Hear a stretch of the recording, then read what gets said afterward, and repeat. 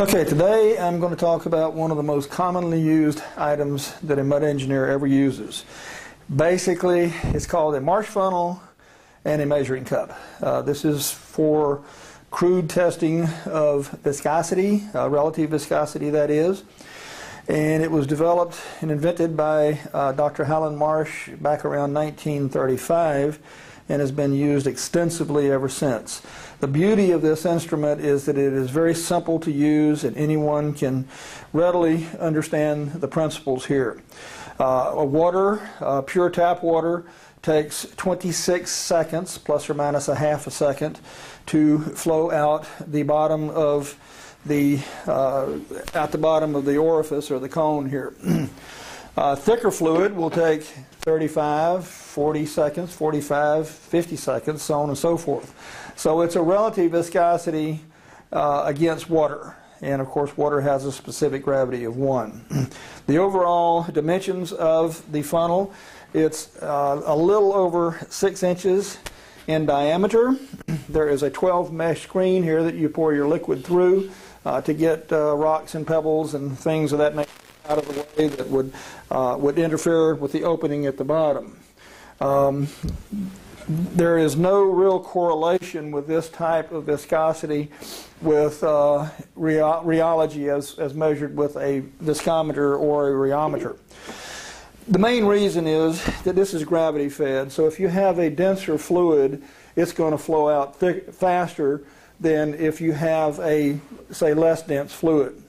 That gets us in the realm of what's called kinematic viscosity, which is measured in centistokes. And typically, kinematic viscosity is, if you do the formulation, it's the centipoise reading divided by specific gravity. So you get into density considerations there, which you don't really consider when you're doing, or you don't consider so much when you're doing a regular rheometer, couette style, with a rotating rotor and a bob attached to a bob shaft. So, again, as I say, this is a relative viscosity, and it works very well for what it does. Basically, you're looking for trend analysis. If you get 43 seconds, 47 seconds, 38 seconds, and all of a sudden you get 85 seconds, then you know something has changed in your fluid. You don't necessarily know what has changed or why that change was made, but you do know that something has changed in the fluid, so it's time to do something. Basically, you're timing how long it takes 1 quart of liquid as measured by your measuring cup here. There is a line here at the top that maybe you can see, and that is a 1 quart mark line, or 976 milliliters in metrics. And you measure, using the quart as a measuring device, you measure the time it takes to fill this cup up to the quart line. That is the end of the test as such. The opening for the bottom, the orifice open here, down here, is 2 inches by 0.185 inches. There is a metal insert in here. If this metal insert gets lost, you need to throw the funnel away and order another $20 Marsh funnel. They're not expensive, but this is very important. This has to be of a set size. If you can, I don't know if you can see that, but there's an insert in the end of the funnel there. So it's important that that insert remain in place. At the end of the test, you want to report your results in seconds. And don't try to convert to centipoise or anything like that.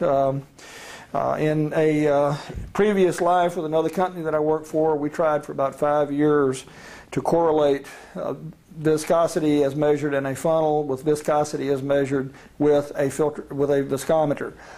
You can't do it. You just absolutely cannot do it. People try to take the ratio. They say 43 seconds is to X as 26 seconds for water is to 1, specific gravity of 1, and you do the ratio out and you get a number. but then you put that in a rheometer and with the same fluid, and you'll get a different number.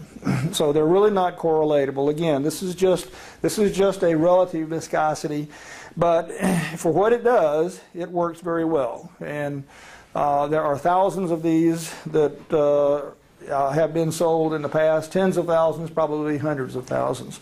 And its beauty is its simplicity.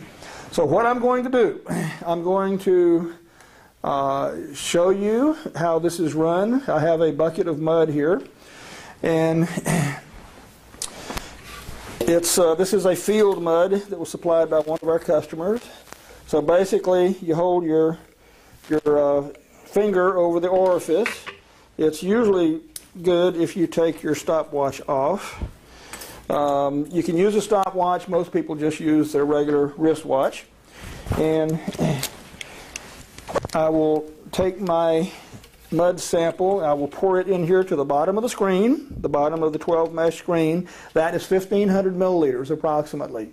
So I'm going to measure this 1,500 milliliters, how long it takes 976 of it to flow out into the measuring cup as measured by the cup. And that's all there is to the test.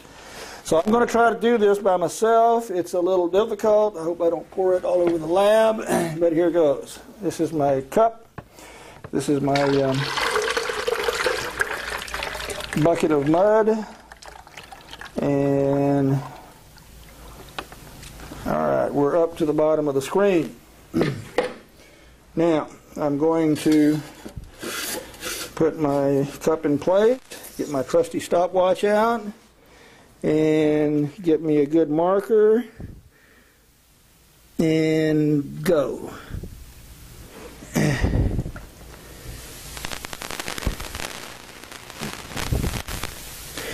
So I'm now 10 seconds into it,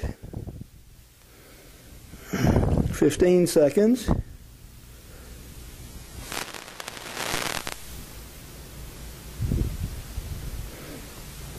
we're at 25 seconds,